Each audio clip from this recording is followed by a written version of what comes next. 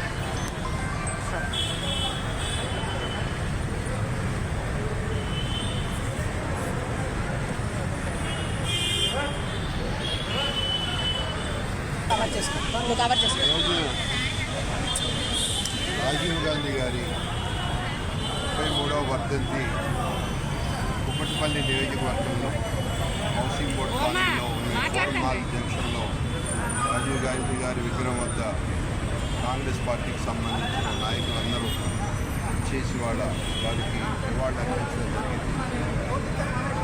1944 August 2వ తారీఖున ఉన్నతమైన కుటుంబంలో పుట్టిన వ్యక్తి రాజీవ్ గాంధీ.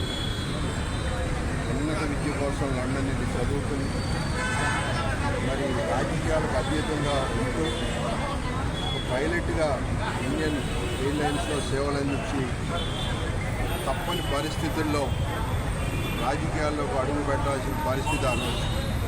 ఏదైతే సోదరుడు సంజయ్ గాంధీ గారు మరణానంతరం తల్లి శ్రీమతి ఇందిరాగాంధీ గారి మరి ప్రోద్బలంతో ఆ రోజు రాజకీయాల్లోకి రావడం జరిగింది.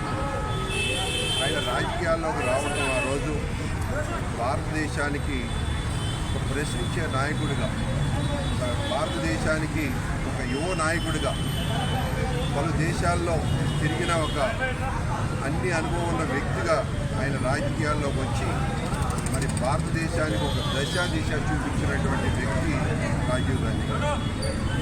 మరి రాజకీయాల్లోకి వచ్చి ఒక యువ రాజకీయవేత్తగా, కాంగ్రెస్ పార్టీకి యువ రాజకీయ నాయకుడిగా ఎంతోమందికి మార్గదర్శనం అయినటువంటి వ్యక్తి రాజీవ్ గాంధీ.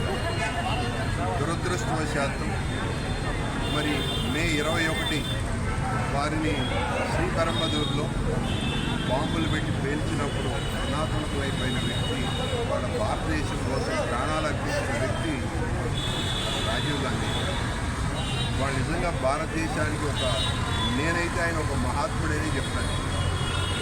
అటువంటి వ్యక్తి భారతదేశానికి మరి ఆయన బతికున్న కాలంలో ఆయన ప్రధానమంత్రిగా ఉన్నప్పుడు మరి ఒక ఫైనాన్షియల్ రిఫార్మ్స్ తీసుకొచ్చి, అలాగే ఐటీ సెక్టర్ని భారతదేశంలో ప్రవేశపెట్టి ఐటీకే ఒక నిదర్శనం చెప్పినటువంటి వ్యక్తి రాజీవ్ గాంధీ గారు.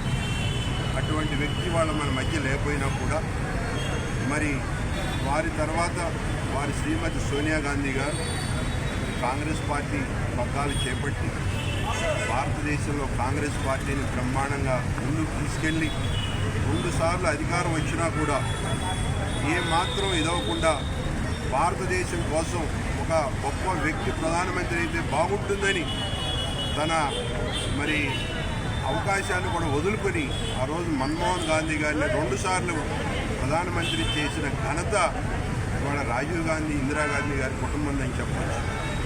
ఇవాళ మన రాజకీయాలు చూస్తుంటే భారతదేశంలో గ్రామ సర్పంచ్ కోసమే యుద్ధాలు జరుగుతున్నటువంటి ఈ తరుణంలో భారతదేశ ప్రధానమంత్రి 2 సార్లు తన చేతి దగ్గర తన కాళ్ళ దగ్గరికి వచ్చినా కూడా ఆమె త్యజించి తను కాశారు కదా తన కొడుకును కూడా మరి ఏమాత్రం ఇవ్వకుండా మరి భారతదేశం ముందుండాలి అన్ని రంగాల్లోని స్వచ్ఛమైన వ్యక్తి మరి మన్మోహన్ సింగ్ గారిని ఆ రోజు ప్రధానమంత్రి చేసి భారతదేశానికి దిశ చేసినటువంటి కుటుంబం రాజీవ్ గాంధీ గారి కుటుంబం అని తెలియజేస్తూ ఉన్నాం. మరి ఇవాళ వారి అడుగుజాడల్లో మా సోదరుడు మరి రాహుల్ గాంధీ గారు బ్రహ్మాండంగా ఒక పరిపక్వత చెందిన నాయకుడిగా 4-5 వేల కిలోమీటర్లు మరి భారతదేశం అంతా తిరిగి కన్యాకుమారి నుంచి కాశ్మీర్ వరకు కూడా ప్రజల యొక్క కష్ట సుఖాలు తెలుసుకుని మరి రేపు ఈ 2024 జరుగుతున్న ఎలక్షన్లో బ్రహ్మాండంగా ఒక 400 సీట్లు ఇండియా కూటమి గెలవబోతూ ఉంది. రాహుల్ గాంధీ గారి నాయకత్వంలో ఇండియా కూటమి కాంగ్రెస్ పార్టీ ప్రభుత్వం ఏర్పాటు చేయబోతా ఉన్నామని చెప్పి చాలా గర్వంగా మీ అందరికీ చెప్పబోతా ఉన్నాం. రేపు రాబోయే రోజుల్లో భారతదేశాన్ని అన్ని రంగాల్లో ముందు నిలబెట్టగలిగే దమ్ము సత్తా ఉన్న నాయకుడు రాహుల్ గాంధీ గారు.